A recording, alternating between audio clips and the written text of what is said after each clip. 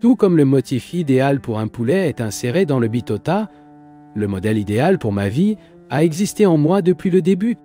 Je dois m'efforcer de faire manifester ce projet parfait sans obstacle. J'apporte en moi la force et l'intelligence dont j'ai besoin pour faire face à tous les problèmes quotidiens. Je dois vivre aujourd'hui avec une foi absolue, invoquant cette force chaque fois que nécessaire. Mais pas des obstacles à mes pensées. Je suis la vie, l'intelligence, la santé, la joie, la paix et la force. C'est la vérité essentielle de mon être. Et je dois tout faire pour exprimer complètement ces qualités. Je vais transformer toutes les conditions, bonnes ou mauvaises, en outils réussissent. Avant une âme gagnante, même les dangers deviennent les bénédictions de Dieu. La splendeur de la prospérité de Dieu vient de traverser le ciel sombre de mes limites. Je suis ton fils. Ce qu'il a, j'ai. Je reconnais que la puissance de Dieu est illimitée. Et comment était votre image et votre ressemblance, je peux surmonter tout obstacle. Je sais que toutes les difficultés apparentes sont juste un appel pour que je divulgue la puissance que j'ai déjà. En exprimant ce pouvoir, il devient plus fort et plus sage. Comme Dieu, ou bien c'est partout tout le temps. Mon bien est toujours avec moi. En espérant que je l'invite à se manifester. Je dois me conduire avec une foi absolue dans le pouvoir du bien omniprésent. Il m'apportera ce dont j'ai besoin quand il en aura besoin. Sortez de la pièce fermée de la stagnation et de l'étroitesse mentale, et aspirez l'air frais des pensées et revigorant les vues des autres. Recevoir la nutrition mentale du matériel et évoluer spirituellement. Il se retrouve sans restriction avec les idées créatives de la vôtre et des autres. Entreprendre de longues promenades mentales à travers les chemins de confiance de soi. Expirez les pensées toxiques de découragement, de mécontentement et de désespoir. Inspirez de l'oxygène frais du succès et sachez que vous progressez avec l'aide de Dieu. Cela rechargera les batteries de votre âme.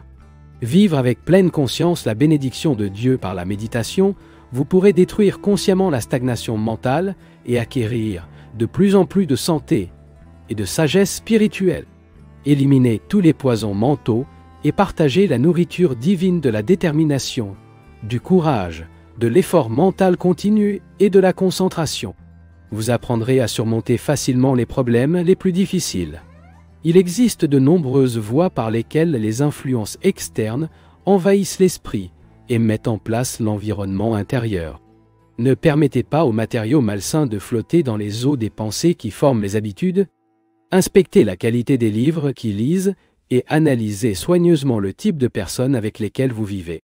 Essayez d'identifier les influences qu'ils ont sur vous, la famille, l'endroit et les amis.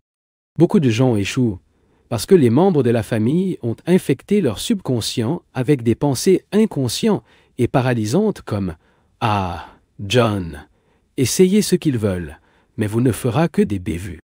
Rappelez-vous, réveillez-vous. N'oubliez pas, personne ne peut compromettre votre bonheur à moins que vous choisissiez d'être malheureux. Si vous avez organisé votre esprit pour préserver le bonheur intérieur en toutes circonstances, personne ne pourra vous voler ce bonheur. Et dites, quelles que soient les conditions qu'il me trouve, il représente la prochaine étape de mon évolution. Je salue tous les défis les plus effrayants, car je sais qu'en moi est l'intelligence pour comprendre et la force de les surmonter. Je veux apprendre la leçon que chaque expérience peut m'apprendre, en remerciant l'énergie et les voleurs acquis pour surmonter chaque défi. Maintenant que tout le monde ne fait que crier la dépression, il est temps de déprimer la dépression. Même si vous êtes au chômage, ne soyez pas déprimé pour votre propre bien et le bien global. Si vous vous asseyez à la maison en déplaçant la dépression, vous commettrez une injustice contre vous-même, paralysant votre esprit de tristesse, au lieu de le garder occupé avec une pensée créative qui peut vous orienter un moyen de sortir de vos difficultés. Je peux pardonner le homme physiquement indolent si votre corps est faible ou a besoin de repos. Mais je ne peux pas pardonner à l'homme fossilisé intérieurement, trop paresseux pour réfléchir. Des gens aiment cette peur exerçant leur cerveau de peur des résultats. Commisez une injustice avec leurs propres forces évolutives en gardant le cerveau paralysé par la peur. Au lieu de pleurnicher, gardez votre esprit occupé avec l'énergie et les pensées infatigables pour trouver un moyen d'obtenir un emploi. Appuyez sur le monde des affaires de votre ville avec la propagande incessante de vous-même, votre talent créatif et sa capacité de travail, au point que les entrepreneurs se sentent heureux de faire face à un emploi quand vous ne plus utilisez votre esprit. Donc, déjà employé, montrez au patron que vous êtes indispensable dans l'entreprise et que vous pouvez faire pour elle ce que personne ne ferait. L'obscurité fuit la lumière. Si vous criez constamment, l'abondance expulsera la pensée de la dépression. S'il souffre matériellement, n'aggrave pas la souffrance qui accepte mentalement la défaite. Allumez l'espoir de votre famille et de vos amis avec la flamme du courage, de la volonté et de la pensée créative. N'oubliez pas que la confiance en soi et la conscience de la prospérité se propagent plus rapidement que la maladie ou la dépression. Tout comme le soleil illumine rapidement la moitié du globe à la fois, la force de la joie et de la conscience de la prospérité peut se propager rapidement par les territoires sombres de leur propre conscience et la conscience de leur famille, de leurs amis, de leur pays et du monde entier. Si vous avez un complexe d'infériorité, assurez-vous que le succès, la santé et la sagesse sont votre droit inhérent. Chaque difficulté est due à la faiblesse qui provient d'une série de facteurs. Il peut être surmonté par la détermination, le courage, le bon sens, la foi en Dieu et dans leurs propres valeurs. Par conséquent, si vous êtes fermement convaincu qu'il s'agit d'un échec, modifiez sans délai pour votre attitude mentale. Soyez inébranlable dans la conviction qu'il a tout le potentiel de succès complet. Si vous reconnaissez une erreur et déterminez résolument de ne pas le répéter, même si elle tombe, cet automne sera beaucoup plus petit que s'il n'avait jamais essayé. Nous ne devons pas nous attendre à réussir dans toutes les entreprises. Certains peuvent échouer, mais d'autres réussiront. Le succès et l'échec sont interdépendants. L'un ne peut exister sans l'autre. Par conséquent, nous ne devons pas devenir égoïstes et fiers lorsque nous atteignons un succès abondant. Il n'est pas non plus découragé et perdant le courage si nous rencontrons un échec.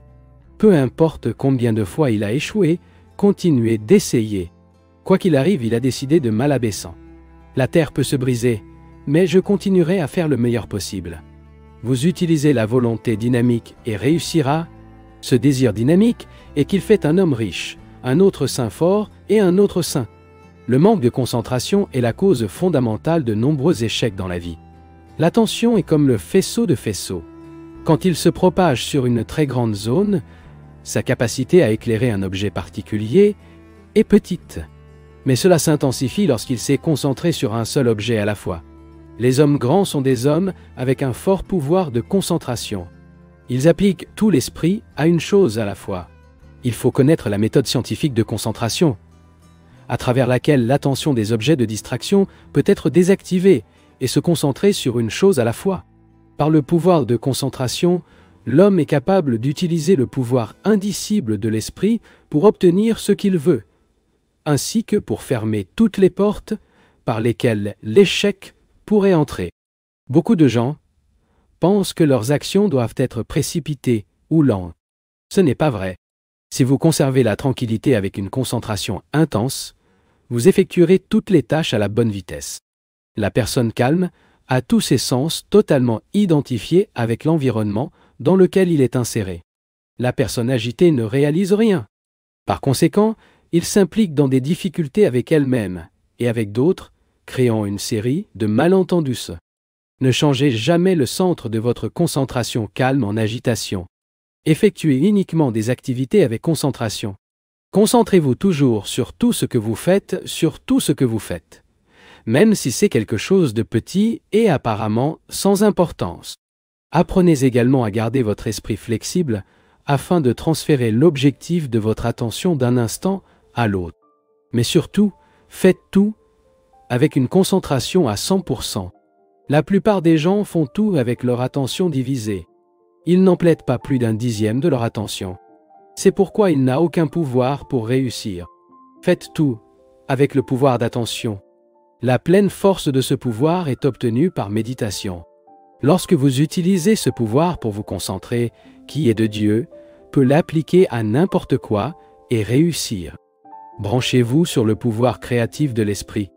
Vous serez en contact avec une intelligence infinie, capable de la guider et de résoudre tous vos problèmes. Le pouvoir depuis la force dynamique de votre être se déroulera sans interruption, afin que vous puissiez travailler de manière créative dans n'importe quelle sphère d'activité. Proposez cette question.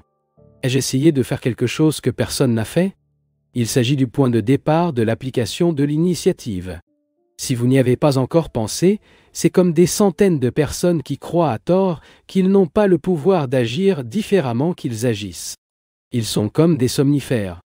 Les suggestions du subconscient vous donnent la conscience des personnes d'un seul cheval de pouvoir. Si vous avez vécu dans cet état de somnambulisme, vous avez tendance à vous réveiller en disant que j'ai la plus grande des qualités humaines, l'initiative. Chaque être humain a une étincelle de pouvoir, à travers laquelle il peut créer quelque chose auparavant. Pourtant, je me rends compte à quel point il serait facile d'être trompé par la conscience mortelle de la limitation qui imprègne le monde, si cela me permettait de fasciner dans l'environnement. Qu'est-ce que l'initiative? C'est un collège créatif en vous, une étincelle du Créateur infini. Elle peut lui donner le pouvoir de créer quelque chose que personne n'a jamais créé. Cela vous pousse à faire de nouvelles choses. Les réalisations d'une personne d'initiative peuvent être aussi spectaculaires qu'une étoile de tournage. En donnant l'impression de créer quelque chose de nulle part, cela démontre que l'impossible apparente peut devenir possible lorsque nous utilisons le grand pouvoir inventif de l'esprit. La meilleure anesthésie contre la douleur est le pouvoir mental que vous avez. La douleur diminuera si votre esprit refuse de l'accepter. Il a observé que parfois, lorsque ce corps est blessé et ressent beaucoup de douleur, s'il fait son esprit dans le centre du Christ, c'est-à-dire que si je m'identifie davantage à Dieu, au corps, il n'y a pas de douleur. Par conséquent, lorsque la douleur vient, concentrez-vous sur le centre critique, isolez-vous mentalement de la douleur et développez une plus grande force mentale. Être ferme intérieurement. Lorsque vous ressentez de la douleur, disons intimement, cela ne me fait pas de mal. Quand quelque chose fait mal, réalisez-le comme quelque chose qui a besoin de soin, mais n'en souffrez pas. Plus vous vous concentrez sur la puissance de l'esprit, plus votre conscience du corps s'estompe. La douleur et le plaisir sont transitoires. Je dirais Sri Yukteswar à ses disciples. Supportez rapidement toutes les dualités, en essayant en même temps de vous mettre hors de portée de leur influence. Au milieu des conditions négatives, s'opposer, penser et agir de manière constructive et positive. L'attitude de ne pas céder à des expériences désagréables, mais de leur résister sans être mentalement dérangé. Lorsque la maladie vient, observez les lois de l'hygiène sans permettre à l'esprit d'être dérangé. Gardez la sérénité dans tout ce que vous faites. Que vous souffriez dans cette vie et que vous souriez dans l'opulence et le pouvoir, votre conscience doit rester inchangée. Si vous pouvez atteindre l'équanimité, vous ne pouvez jamais vous blesser. La vie de tous les grands maîtres montre qu'ils ont atteint cet état béni. La méditation est la façon dont vous devez vous efforcer de dépasser l'illusion et connaître sa vraie nature. Si vous pouvez maintenir cet état de conscience, à la fois dans les activités et la méditation, restant entrepris par des expériences illusoires, vous serez au-dessus de ce monde de rêve de Dieu. Pour vous, le rêve sera terminé. C'est pourquoi M. Krishna a souligné que si vous voulez la liberté dans l'esprit, vous devez être équitable en toutes circonstances. Celui à qui ils ne peuvent pas secouer, qui est silencieux et égal en douleur et en plaisir, il ne fait que habituer pour réaliser l'éternité. Lorsque les tigres des inquiétudes, des maladies et de la mort le poursuivent, leur seul refuge est le temple interne du silence. L'homme de spiritualité profonde vit jour et nuit dans un silence intérieur calme, dans lequel même les préoccupations menaçantes, pas même le choc des mondes en collision, sont capables de pénétrer. Aucune sensation mentale ou torture ne peut vous affecter si votre esprit est dissocié et est ancré dans la paix et la joie de Dieu.